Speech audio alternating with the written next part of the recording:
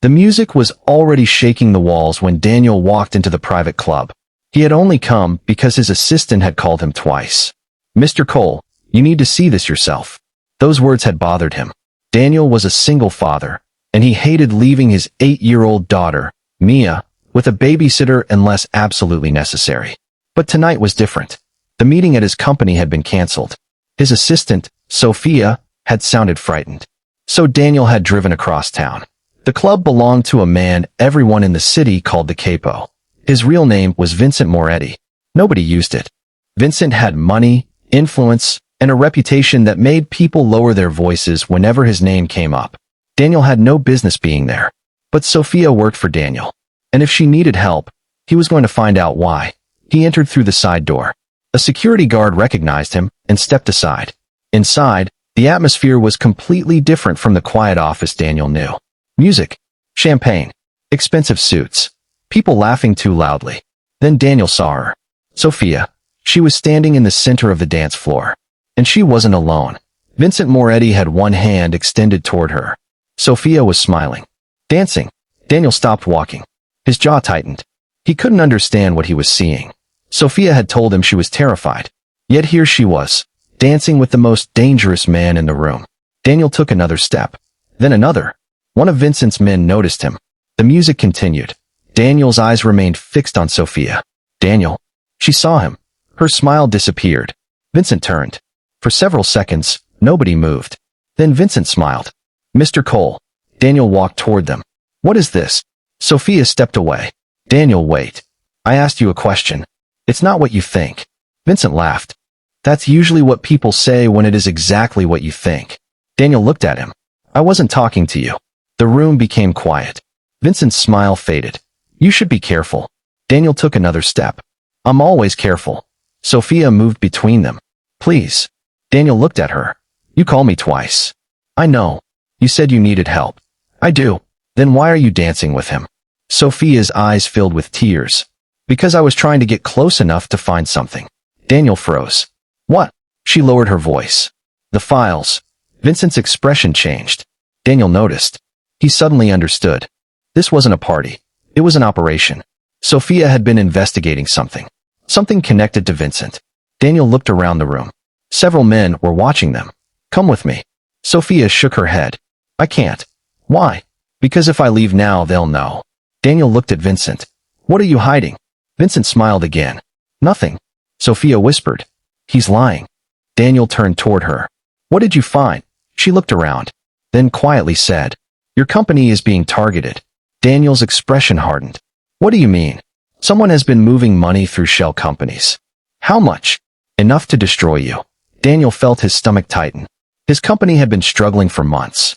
He had assumed it was a market problem. Supply shortages, rising costs, competitors. But perhaps someone had been attacking them from inside. Sophia continued. "I found the first transfer 3 weeks ago. Why didn't you tell me?" "I tried. You call me tonight." "Because I found the person behind it." Daniel looked at Vincent. Vincent simply watched him. Daniel lowered his voice. "Is it him?" Sophia nodded. "Not directly." "Then who?" She reached into her handbag. Before she could pull anything out, Vincent's hand closed around her wrist. Daniel immediately stepped forward. "Let her go." Vincent stared at him.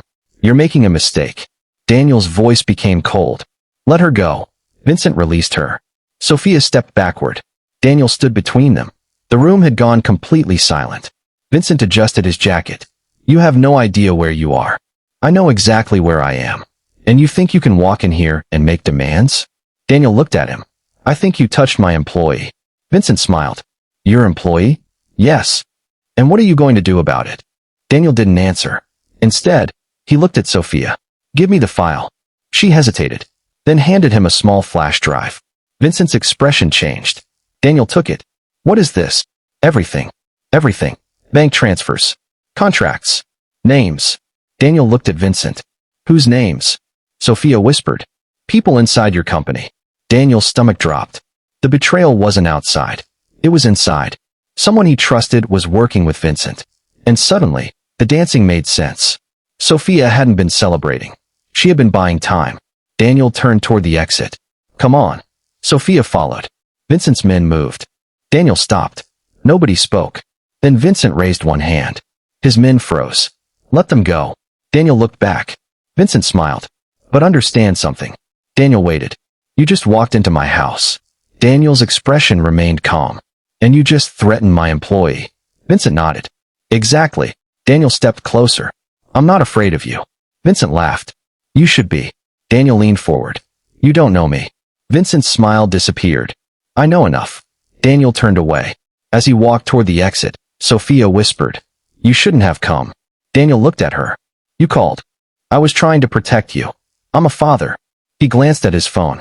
A message from Mia's babysitter was waiting. She's asleep. Don't worry. Daniel smiled faintly. Then he looked back at Sophia. I protect the people who depend on me. They stepped outside. The cold night air hit them. Sophia exhaled. I thought you were going to lose control. Daniel shook his head. I wanted to.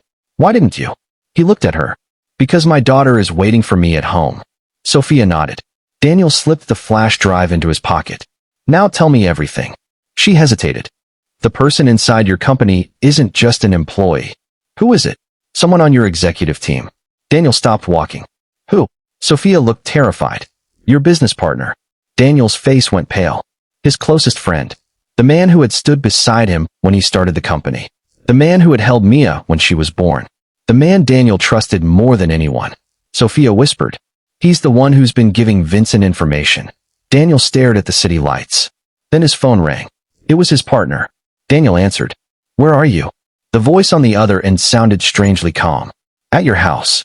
Daniel's blood ran cold. Why? There was a pause. Then the man said, Because Mia is here. Daniel stopped breathing. Sophia looked at him. What happened? Daniel lowered the phone. His expression had changed completely. The anger was gone. The confusion was gone. Only fear remained. He looked toward the dark street. Someone is at my house. Sophia grabbed his arm. Daniel. He looked at her. Call the police. What are you going to do? Daniel started toward his car. I'm going home. Daniel, wait. He stopped. She looked at him desperately. Don't go alone. Daniel looked at the flash drive in his hand. Then at the message from the babysitter. Then toward the road leading home. For the first time that night, he understood what Vincent had really been doing. The dance. The meeting. The threats. The missing money. It had all been designed to get Daniel out of his house. And someone had been waiting for exactly that moment. Daniel opened the driver's door. His phone rang again. He answered. His partner spoke only 6 words. Bring the drive, or she disappears. The call ended. Daniel stared at the screen. Then he whispered, Nobody touches my daughter. And he drove into the night. Daniel drove through the city like every second had become a countdown. Sophia sat beside him, already dialing emergency services. Tell them everything, Daniel said. She gave the dispatcher the address and explained that a child might be in danger. Daniel's hands tightened around the steering wheel. His mind kept returning to Mia. Her pink backpack beside the kitchen table. Her favorite stuffed rabbit. The way she always ran to the door when he came home. He couldn't imagine walking into that house and not finding her there. Daniel, Sophia said quietly. I'm listening. You can't go inside alone. I know. You need to let the police handle it. Daniel nodded. I will. But, he looked at her. But if my daughter is in there, I'm not waiting outside. Sophia understood. Minutes later, Daniel's phone rang again. He answered. His business partner, Richard, spoke. You're getting close. Where is Mia? Safe. Put her on. A pause. Then a small voice came through. Daddy. Daniel's heart nearly broke. Mia.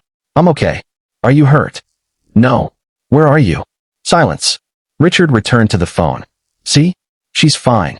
Daniel's voice became dangerously calm. If you touch her, you won't get the drive. Richard laughed. You still don't understand. Then explain. The drive isn't evidence against me. Daniel frowned. What? It's evidence against people much more powerful than me. Daniel glanced at Sophia. She had heard him. Richard continued. You think Vincent Moretti is the top of the organization? Daniel said nothing. He isn't. Who is? Richard laughed. Bring the drive. The call ended. Sophia looked at Daniel. He's scared. Good. Daniel, there's something I didn't tell you. He looked at her. What? The file isn't just about financial fraud. What else?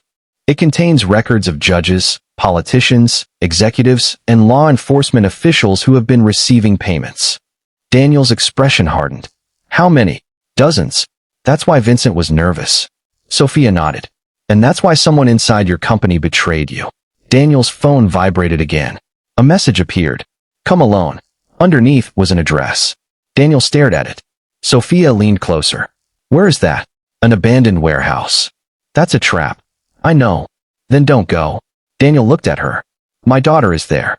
Sophia shook her head. No. That's exactly what they want you to believe. Daniel froze.